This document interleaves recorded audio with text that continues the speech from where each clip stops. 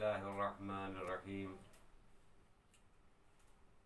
قال رسول الله صلى الله عليه وآله وسلم: أيها الناس أنه قد أقبل إليكم شهر الله بالبركة والرحمة والمغفرة. دوستو، جیسا کہ ہمیں معلوم ہے کہ ہم اس ماہ مبارک کی طرف بڑھ رہے ہیں، اس کے استقبال کے لیے، کہ جو برکتوں کا مہینہ ہے، مغفرتوں کا مہینہ ہے، رحمتوں کا مہینہ ہے. تو ہم نے اس کے متعلق جو مسائل بیان کیے ہیں وہ الحمدللہ پورے ہو گئے. اب ہم یہ چاہتے ہیں کہ فضیلت روزہ اور فضیلت ماہ صیام اور اس کے فوائد جو ہے آپ لوگوں کے سامنے ذکر کریں، اور اس ساتھ ہی ساتھ میں انشاءاللہ روزانہ کے مسائل بھی ہم بیان کریں گے. آج ہم آپ کے سامنے بیان کرنا چاہتے ہیں، جیسے کہ پروردگار کے اس رسول نے ایک خطبہ ارشاد فرمایا، جس خطبے کو خطبہ شعبانیہ کے نام سے یاد کیا جاتا ہے، اور اس کو شیخ صدوق نے اپنی کتاب میں ذکر کیا ہے، اور دیگر علماء نے بھی اس کا ذکر کیا ہے، جس میں سرکار رسالت نے ان فضائل کا ذکر کیا ہے جو ماہ صیام سے متعلق ہیں، ان چیزوں کا ذکر کیا ہے جو ہمارے لیے مفید ہیں. لہذا آج یہ استقبالی مجلس اور استقبالی نشست پہلا جز میں نے آپ کے سامنے ذکر کیا، جس میں اللہ کا رسول ارشاد فرماتا ہے: ایھا الناس، اے لوگو،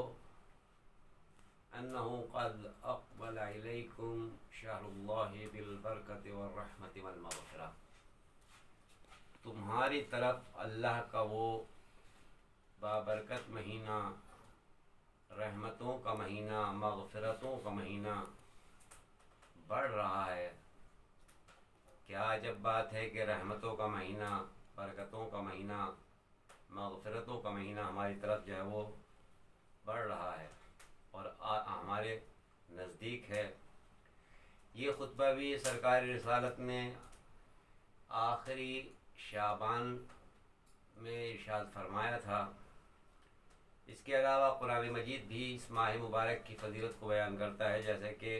سورہ بقرہ کی 183 آیت میں ارشاد ہوتا ہے: یا ایھا الذین آمنوا کتب علیکم الصیام کما کتب علی الذین من قبلکم لعلکم تتقون. پروردگار عالم ارشاد فرماتا ہے: یا ایھا الذین آمنوا، اے صاحبان ایمان، کتب علیکم الصیام، تم پر روزوں کو لکھ دیا گیا ہے، تم پر روزوں کو واجب کر دیا گیا ہے. کما کتب علی الذین من قبلکم، اور تم یہ مت سمجھنا کہ یہ روزے صرف اور صرف تمہارے اوپر واجب کیے گئے ہیں، تمہارے لیے لکھے گئے ہیں، صرف امت رسول پر یہ واجب ہوئے ہیں، بلکہ ہم نے اس سے پہلے والی امتوں پر بھی یہ روزے واجب کیے تھے. لعلکم تتقون، اور ہم نے یہ کیوں واجب کیے، اس کا جو ہے پروردگار عالم نے ہدف بھی بتلایا، اس کا مقصد بھی بتلایا. کاش شاید تم جو ہے وہ متقی بن جاؤ. یعنی معلوم یہ ہوا کہ روزے کا انسان کو فائدہ یہ ہوتا ہے کہ انسان جو ہے وہ تقوی الہی کے قریب ہوتا ہے، اللہ کے قریب ہوتا ہے. پھر یہ روزے کتنے ہیں؟ ایام معدودات، چند دن کے روزے ہیں. یہ نہیں کہ انسان جو ہے پورے سال کے روزے واجب کیے ہوں. فمن کان منکم مریضا،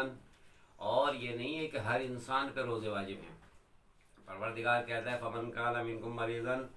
اگر تم میں سے کوئی انسان مریض ہے، بیمار ہے، او علی سفر، یا کوئی سفر میں ہے، فعدۃ من ایام اخر، تو وہ انسان ان روزوں کو نہ رکھے اس وقت جب وہ سفر میں ہو، یا اس وقت جو ہے وہ بیمار ہو، اس وقت جو ہے اس کی صحت خراب ہو، بلکہ وہ ان کی قضا بعد میں کرے.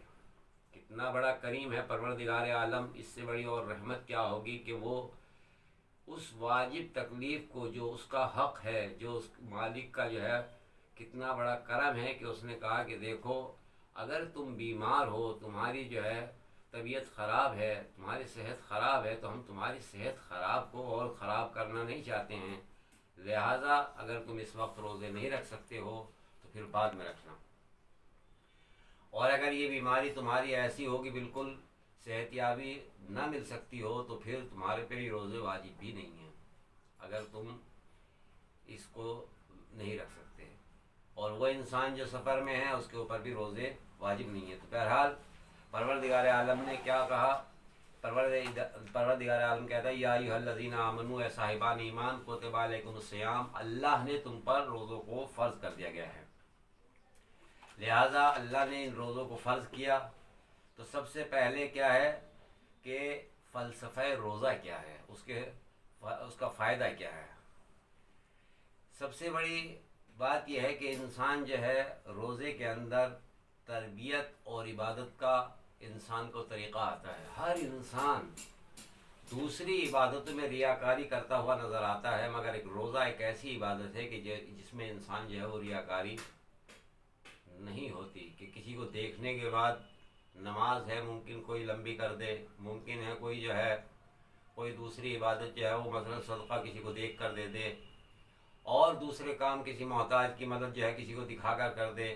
مگر روزے میں انسان جو ہے جس طریقے سے باہر بغیر کھائے رہتا ہے اسی طریقے سے اگر تنہائی میں ہوتا ہے اس وقت بھی اسی حالت میں رہتا ہے۔ تو لہٰذا اس سے بہترین تربیت گاہ اور اس سے بہترین عبادت کوئی نہیں ہو سکتی کہ انسان ایک حال میں باقی رہتا ہے، چاہے وہ گھر میں ہو، چاہے وہ گھر سے باہر ہو، چاہے وہ لوگوں کے درمیان میں ہو، چاہے وہ معاشرے کے درمیان میں ہو، مجتمع کے درمیان میں ہو، یا تنہا گھر میں ہو۔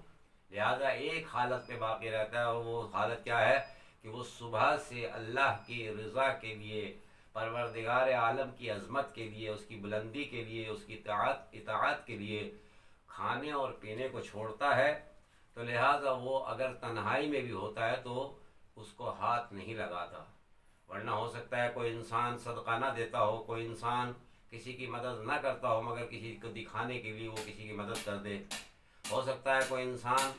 گھر میں جلدی نماز پڑھتا ہو مگر باہر جو ہے وہ کچھ دکھانے کے لیے لمبی نماز کر دے، ریاکاری کر دے، مگر اس عبادت میں اتنا خلوص پایا جاتا ہے کہ انسان جس طریقے سے گھر میں رہتا ہے اسی طریقے سے انسان اپنے گھر سے باہر رہتا ہے۔ تو لہٰذا اس سے بڑی عبادت کوئی نہیں ہو سکتی ہے، لہٰذا ہم فلسفہ روزہ کو جو ہے آپ لوگوں کے سامنے بیان کرتے رہیں گے۔ وصلی اللہ علی محمد و آلہ الطیبین الطاہرین۔